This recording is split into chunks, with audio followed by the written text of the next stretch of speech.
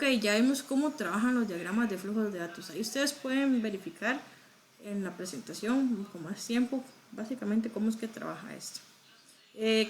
Después de esto vamos a seguir con lo que sería el concepto de diccionario de datos. A partir de los requerimientos podríamos nosotros confeccionar nuestro diccionario de datos, que básicamente es una descripción lógica de los datos que vamos a trabajar en el diagrama de flujo. Entonces, ¿por qué es necesario el diccionario? Pues ahí vamos a dominar o en este caso a manejar toda la información, lo que es contenido, estructura. Van a definir todos los requerimientos y va a documentarse todas las entradas y las salidas. En notación del diccionario tenemos datos elementales que son básicos y datos compuestos que son grupos de elementos, grupos de datos entre sí.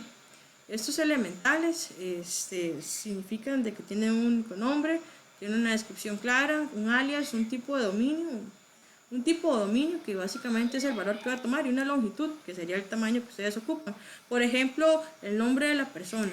Entonces se describe que va a ser el nombre de la persona a la cual se va a registrar en el sistema, un alias, por ejemplo, nombre nada más o nom, y el tipo va a ser de carácter, longitud puede ser unos 20 de longitud. Es como cuando creamos una base de datos. Ahora se llama diccionario de datos.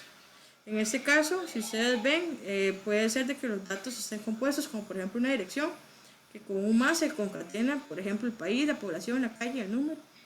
O podemos tener una selección de números con paréntesis cuadrados y comas.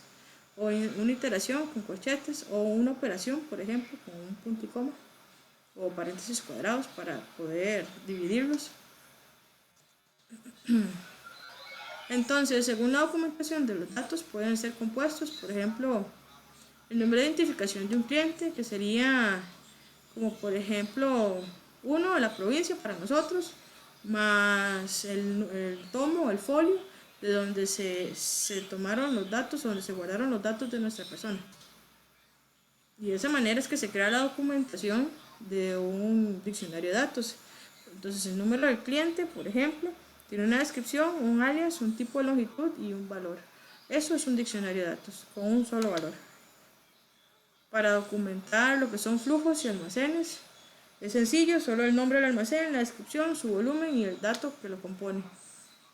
Para documentar un flujo de datos, por ejemplo, los datos, el ID, básicamente la entidad externa, su destino, la frecuencia y por qué está compuesto.